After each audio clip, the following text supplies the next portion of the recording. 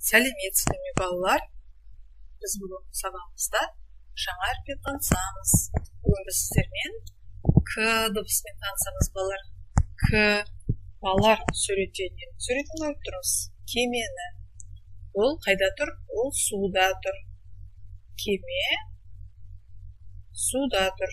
Айдын кемемен қыдыруды армандайды. Оны алыс аралдар қызықтырады екен балалар. Балалар, күн суреті тұр.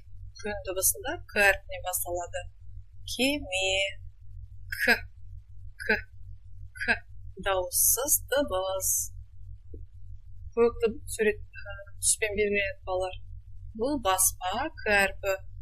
Ол жазбаша к әрпі.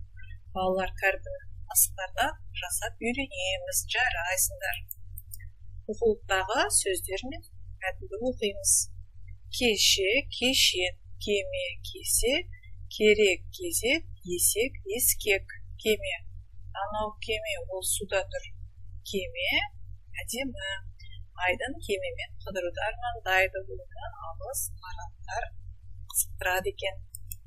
Ребусты шешеміз. Кесе сөзінің се әрпін алып тастаймыз. Ке, өрік сөзінің ең алғашқы әрпін алып тастаймыз. Керік, кегі буын. Жарайсыңдар.